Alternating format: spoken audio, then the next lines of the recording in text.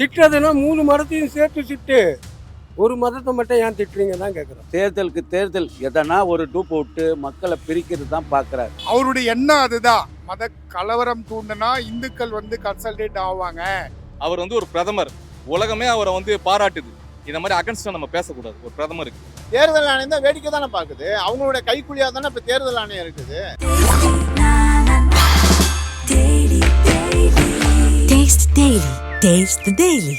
இஸ்லாம் எதுவும் பேசக்கூடாது. ஏன்னா மதம்லாம் ஒண்ணுதான், மக்கள் எல்லாம் ஒண்ணுதான். மதம் வேற இல்ல, மக்கள் எல்லாம் ஒரே மக்கள் தான்.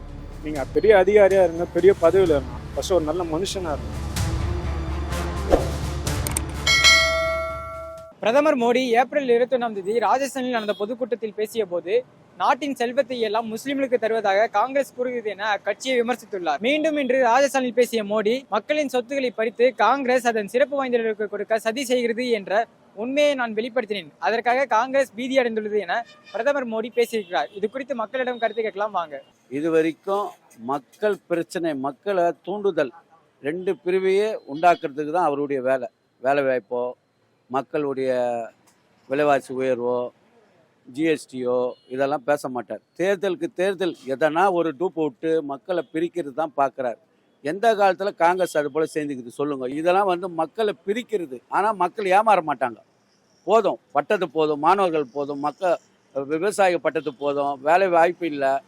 கண்டிப்பாக இந்த முறை இவர் பண்ணுற வித்தெல்லாம் வந்து பலிக்காது. ஓப்பனாக சொல்கிறேன் பிரதர், அவர் வந்து பிரதமரே இல்லை. அவர் ஒரு பிரதமர் எப்படி தெரியுமா? இந்திரா காந்தி அம்மா, நேரு, மன்மோகன் சிங், அது போல தான் பிரதமர். ஊன்னு கத்துறவெல்லாம் பிரதமர் இல்லை. ஒரு இது கூட தெரியறது இல்லை. வீதிக்கு வீதி, மாநிலத்துக்கு ஒரு சாமியை பற்றி, முருகர் அங்கே போனால் பத்திரகாளி, இதை போல பத்திரகாளி, இதை பற்றி தான் பேசுவார். இந்த எலெக்ஷனில் வந்து கண்டிப்பாக இவர் சொல்கிற இது வந்து இந்த பிரிவினைவாதம், பிரிக்கிறது, இதெல்லாம் நடக்கவே நடக்காது. அவனுடைய ஆர்எஸ்எஸ் கும்பலே இது தானே, இஸ்லாமியருக்கு இது பண்ணுறது தானே. இங்கே பார்த்தீங்களா, இஸ்லாமியர் இவர் இந்து இஸ்லாமிய, நாங்களாம் ஒன்று. இந்தியா ஃபுல்லாக அது போல் ஆகிப்போச்சு. இவர் நினைக்கிறா போலலாம் இல்லை இந்த முறை. இதை பற்றி நான் பேச விரும்பல சார். அவர் வந்து ஒரு பிரதமர், உலகமே அவரை வந்து பாராட்டுது. இந்த மாதிரி அகன்ஸ்டா நம்ம பேசக்கூடாது ஒரு பிரதமருக்கு. கரெக்டா? ஒரு உலகமே அவரை பாராட்டுது. நம்ம ஒரு பிரதமரை வந்து தப்பா பேசக்கூடாது.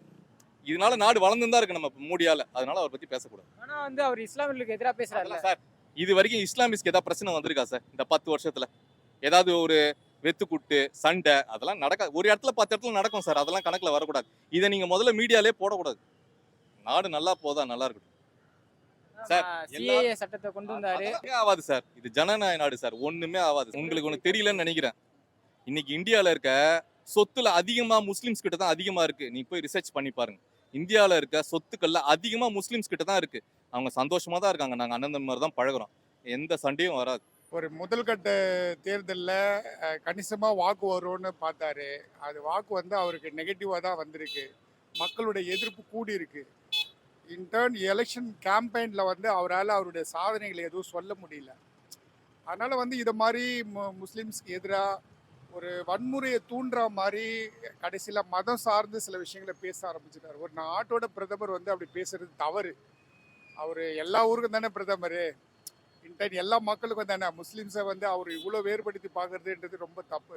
ரெண்டாவது, முஸ்லீம்ஸ் வந்து நம்முடைய எல்லா காலத்துலேயும் தேசிய போராட்டம், சுதந்திர போராட்ட காலத்தில் அவருடைய பங்களிப்பு எல்லா காலத்திலும் இருந்திருக்கு. ஆனால் அவருடைய அவர் பேசியிருக்கூடாது, தப்பு தான் அது. அவருடைய எண்ணம் அதுதான். மத கலவரம் தூண்டுனா இந்துக்கள் வந்து கன்சல்டேட் ஆவாங்க, அப்போ வந்து இந்துக்களுடைய ஓட்டு முழுமையாக நமக்கு வரும் அப்படின்னு. இவ்வளோ காலம் ராமர் கோயிலை நினச்சிருந்தாரு. ராமர் கோயில் ஒன்றுமே இல்லாமல் போயிடுச்சு. இப்போ அடுத்து என்ன இஷ்யூ அப்படின்றது வந்து இனிமேல் தேடின்னு இருக்காரு. மத கலவரங்கள் அப்படின்னு தேடின்னு இருக்காரு. அது ஒன்றும் அவர் எதிர்பார்க்கறது எதுக்கும் நடக்காது. அப்படியே ராகுல் காந்தி சொன்னாரா? இந்த மாதிரி ஒரு அப்பட்டமாக பொய் பேசுகிற ஒரு பிரதமரை என்னைக்காவது பார்த்துருக்கோமா? எங்கேயாவது பார்த்துருக்கோமா? இந்த மாதிரி ஒரு கேவலமான பேச்சு பேசுகிற முதல்வர் பிரதமர் இருக்கக்கூடிய நாட்டில் நம்ம வாழ்கிறோம். நம்ம இதை விட கேவலம் வேறு என்ன இருக்குது? கேவலம், அசிங்கம் வேறு என்ன இருக்குது? சொல்லுங்க பார்ப்போம். தேர்தல் ஆணையம் தான் வேடிக்கை தானே பார்க்குது. அவங்களுடைய கைக்குழியாக தானே இப்போ தேர்தல் ஆணையம் இருக்குது. அவங்க என்ன சாதிச்சுட்டாங்க? அவங்க சொல்லுங்க பார்ப்போம். இவர் ஒரு பிரதமர், என்ன வேணாலும் பேசலாம் அப்படின்னு ஒரு மமதையில் தானே இருக்கிறாங்க. மமதையில் தான் பேசுகிறாங்க அவங்க. ஆனால் இதுக்கு உண்டான பாடம், இதுக்கு உண்டான இது வந்து கண்டிப்பாக வந்து நம்ம நாட்டினுடைய பிரதமர் வந்து அனுபவிச்சே தீரணும், அனுபவிப்பார். மக்கள்லாம் வந்து எல்லாம் ஒற்றுமையாக தாங்க இருக்காங்க. எந்த மக்களுமே வந்து பிரிவினைவாதத்தில் யாருமே ஏற்படுத்தலை. இவனுங்க இந்த எப்போ பிரதமராக தேர்ந்தெடுத்தாங்களோ அன்னைக்கு இன்னைக்கு வரைக்கும் இந்த பிரிவினைவாதம் நடந்துக்கிட்டே தான் இருக்கு. இஸ்லாம் எதுவும் பேசக்கூடாது, ஏன்னா மதம்லாம் ஒன்று தான், மக்கள் எல்லாம் ஒன்று தான். மதம் வேற இல்லை, மக்கள் எல்லாம் ஒரே மக்கள் தான். எதுக்காக அப்படி பேசுறாங்கன்னு தெரியல. அப்படி பேசக்கூடாது தான். நாங்கள் எல்லாம் தமிழ்ல அப்படிலாம் எல்லாம் 3 பேரும் ஒத்துமை தான் இருக்கோம். எங்களுக்கு ஒன்றா முஸ்லீமும் நாங்கள் ஒத்துமை தான் இருக்கோம். எங்கள் வீடு எது வீடு எல்லாம் நாங்கள் ஒரே பழக்கம் தான். அது முஸ்லீமு கிறிஸ்தெல்லாம் ஒரே இல்லை, எல்லாம் ஒரே மதம் தான், ஒரே மக்கள் தான். அந்த ஜாதி மதம்லாம் எதுவுமே இல்லைப்பா. திட்டுறதுன்னா 3 மதத்தையும் சேர்த்து திட்டு, ஒரு மதத்தை மட்டும் ஏன் திட்டுறீங்க தான் கேட்குறோம். வேற எதுவும் நான் கேட்கல. நீ எல்லா மதத்தையும் திட்டு, அவன் பண்ணிட்டு இருக்கான், அவன் போடுறவன் போகிறான், போட வைப்பான்னு. தமிழ்நாட்டில் அந்த மாதிரி இல்லைல்ல, எல்லாம் ஒன்றா தானே இருக்கும். அவர் என்னைக்கு பிரச்சனை இல்லாமல் பேசிக்கிறாரு. அவர் வந்த 10 வருஷத்துல எல்லாருக்குமே பிரச்சனை தான். அடித்தளம் இருக்கிற மக்கள் வந்து நல்லா வாழ்ந்துருக்கிற வரைக்கும் எல்லாருக்கும் பிரச்சனை தான். அவர் வந்து நான் நல்லா ஆயிட்டேன்னு சொல்ற ஒரு மனுஷனை காட்டுங்க, சாமானிய மக்கள் கீழே இருந்து மேலே வந்தேன்னு சொல்லி ஒருத்தர் காட்டுங்க.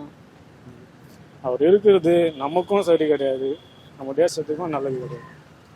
பேச்சு எப்படி பாக்குறீங்க? இந்த மாதிரி இந்துக்கள் சொத்துக்கள் எல்லாம் வந்து வெறுப்பு தாங்க, வெறுப்பு தான். இப்போ ஒரு குடும்பத்தில் ஒருத்தர் தலைவரானா என்ன பண்ணோம், இது என் குடும்பம், எல்லாரும் தான் எனக்கு வேணும், ஒன்று மட்டும் வேணும் ஒன்று வேணும்னு சொல்லக்கூடாது. இதுதான் நம்ம தேசம். இது எல்லா மதத்தாலும் வாழ்கிற தேசம், எல்லாரும் தான் வேணும்.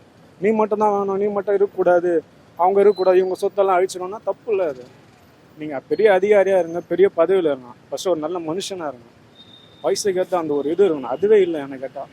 ஒரு பிரதமர் பேசக்கூடிய பேச்சு இல்லை. நீ உன்னுடைய சாதனைகளை சொல்லு, உன்னுடைய சாதனைகளை சொல்லி ஓட்டு கேளு. ஆனால் அவன் வந்தா இப்படி பண்ணிடுவான், இவன் வந்தா இப்படி பண்ணி, நீ கூட தான் சொன்ன 15 லட்சம் ரூபாய் போடுவேன், போட்டியா? ஒன்றும் இல்லை.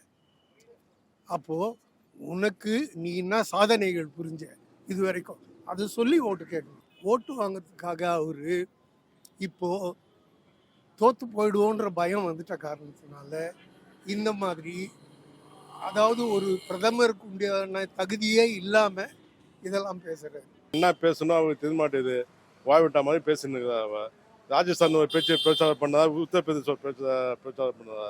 ராஜஸ்தான் முஸ்லீமுக்கு அகன்ஸ்டா பேசுறா, உத்தரப்பிரதேச முஸ்லீமுக்கு சப்போர்ட்டா மாதிரி பேசுறா. அவ மாற்றி பேசுனுக்கிறா. மத அரசியல் பண்றாரா பிரதமர் மோடி? அவன் மத அரசு தான் பண்ணினுக்கிறா.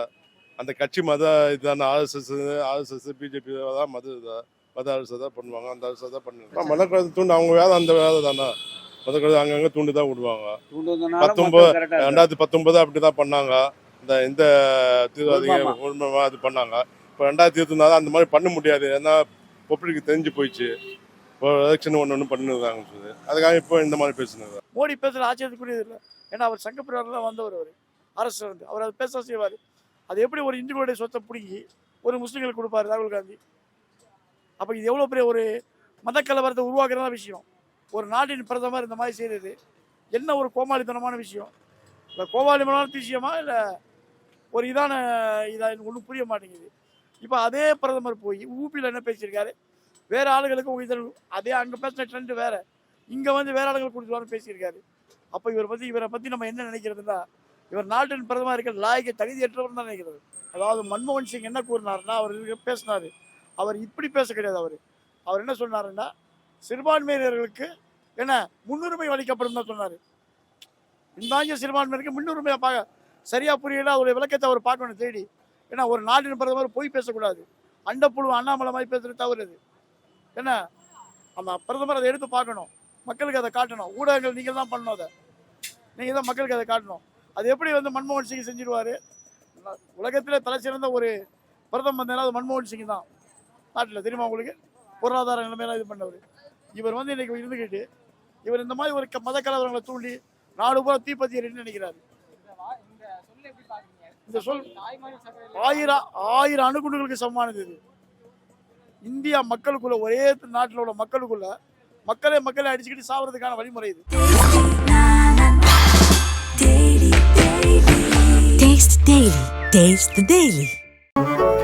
மின்னம்பலம்.com தமிழின் முதல் மொபைல் பத்திரிகை.